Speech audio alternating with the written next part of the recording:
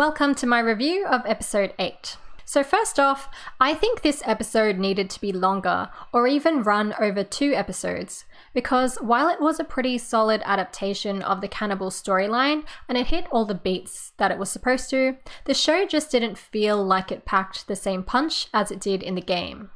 And I think the main reason for this is David's characterization. There wasn't enough time to fully develop him. To me, he fell pretty flat and just felt like a more one-dimensional, cliche type of villain. And by extension, that also made Ellie's relationship with him and what her character goes through during this episode, because of him, a little less impactful for me. Now, it could just be me, but David felt a lot more compelling in the games. He was very charismatic and also felt very trustworthy and sincere in the initial scenes, and that's why he made such a great villain later on. But in the show, we don't really see this side of him. He's shown as a religious leader, and his people follow what he says, but even so, he still isn't really portrayed in a positive or even remotely likable light from the very beginning. And he came off more as a bit of a creep and just an unlikable person in general. I think this could have been solved, or at least made David more nuanced, if they had included that part in the game when Ellie and David have to work together to fight off a group of infected while they're waiting for James to return with the medicine. This scene played a really important role in creating that element of trust between Ellie and David, and also helps in explaining David's attachment to Ellie later on, which I didn't find very convincing in the show. I can't remember if it happens in the game, but maybe they could have even shown David save Ellie from an infected, or better yet, they can even get a turn saving each other. It doesn't have to be shown like a big deal or anything, but just something small, like David tossing Ellie his gun if she happens to lose hers, or something similar, just to develop that bond and trust a little bit between them. And speaking of guns, I also liked that in the game, when the infected arrive, David pulls out a gun that he's been hiding, which Ellie didn't know that he had, because she took his rifle from him and thought he was unarmed. And she remarks on this, and he just says he's sorry in a very matter-of-fact way. And here, his actions are completely understandable. It makes sense that he'd keep a gun secretly on him, since he doesn't know Ellie, and the safer bet for him is to just let her believe that he's unarmed. But he pulls it out when it's needed.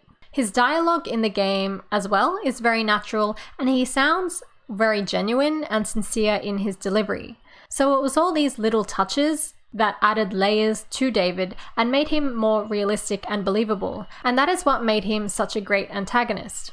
But in the show, David is portrayed in a very black and white, superficial kind of way.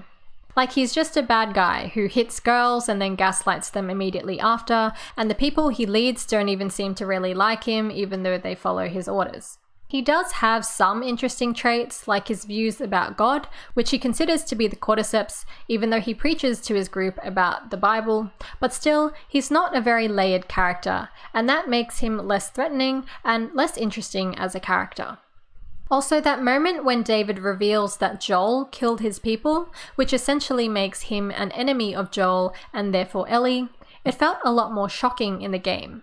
It could be because I already knew this reveal was going to happen, but I think its impact is also reduced because we didn't see him and Ellie working together to survive, and so the betrayal is not that great when we realize that David knew this all along and yet didn't say anything until now, and Ellie was really just playing into his hands.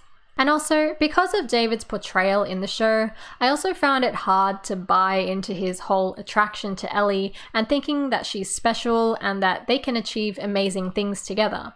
I liked him trying to relate to Ellie in saying that they both have violent hearts, but his persistence in trying to get her to team up with him was very tropey.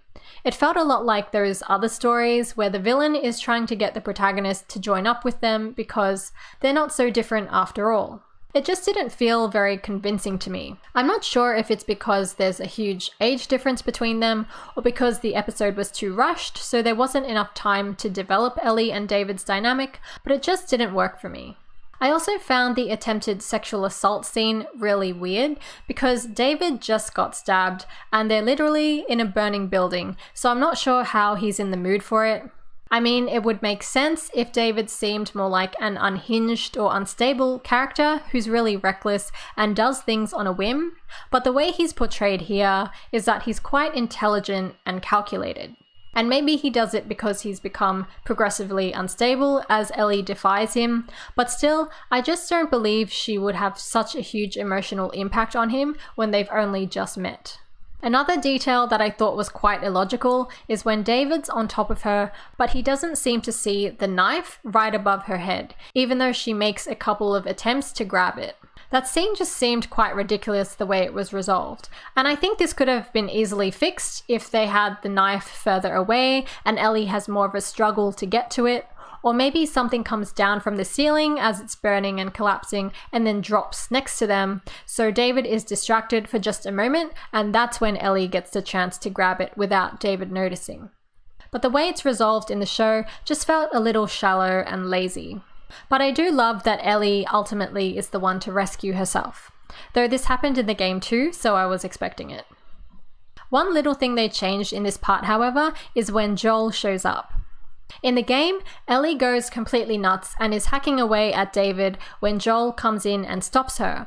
But in the episode, Ellie just stumbles outside by herself and that's when Joel finds her.